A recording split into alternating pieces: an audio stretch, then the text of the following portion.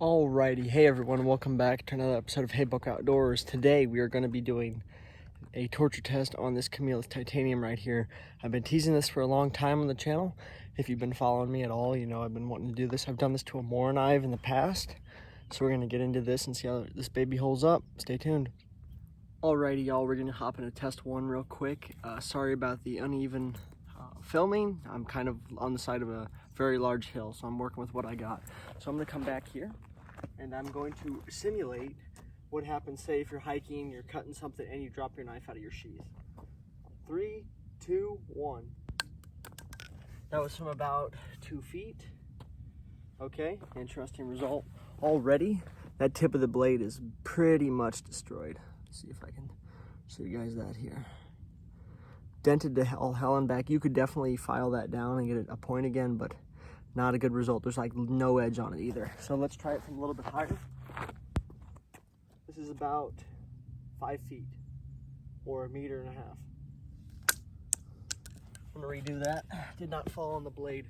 The handle's more heavy on this. So. Okay, that's from 5 feet or 1.5 meters. As you can see, even more damage right there. The blade is still pretty sharp. Overall, this is still a workable bush knife, hunting knife, whatever you want to be. As you can see, there's a little bit of damage. There are 2 on the blade, a little bit of scuffing. We're gonna move. Okay, y'all, test number 3. So a lot of times if you forget like a shovel or something, you might have to dig a hole to bury your tent stakes or whatever, or just having to dig a hole in general for whatever reason. Maybe need a hole to poop in, hold a bill of fire in, and you don't have a shovel. A knife can do that. So I'm gonna go in the dirt back here and see how she does.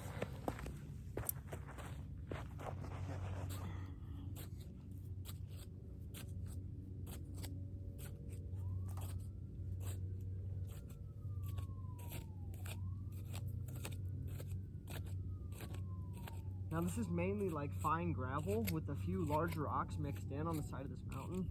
So there's not too much dirt, but it's mainly gravel already. Let's see how she's done after test 3. Overall, not too bad. The blade has still got a very nice edge on it. It's getting very dull up here by the point though where I was hitting it into the gravel. Honestly, you could definitely take a stone and re-hone that down though. So honestly, not too bad. It's looking somewhat comparable to the moor knife at this point. Alrighty y'all, we're gonna move into test number 4. I'm gonna test the integrity of the blade here. So I'm gonna take a rock and I'm gonna hit it against this rock face. Obviously don't try this at home. Do it in a safe environment. I'm gonna grab the rock.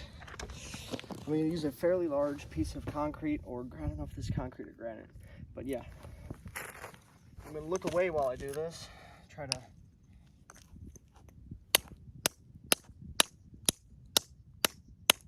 now the other side.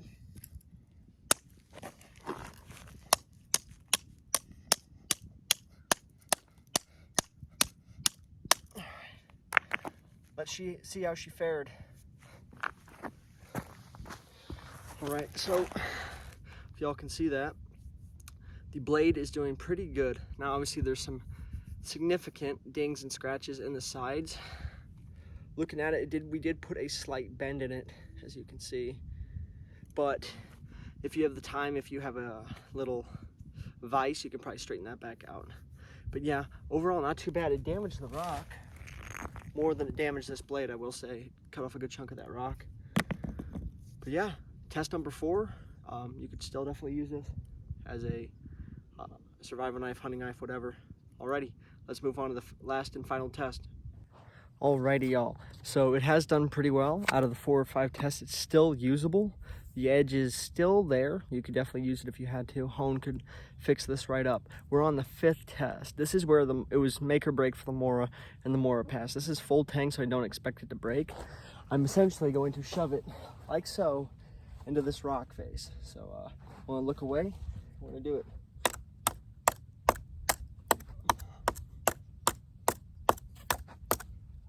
Alrighty, do that one more time.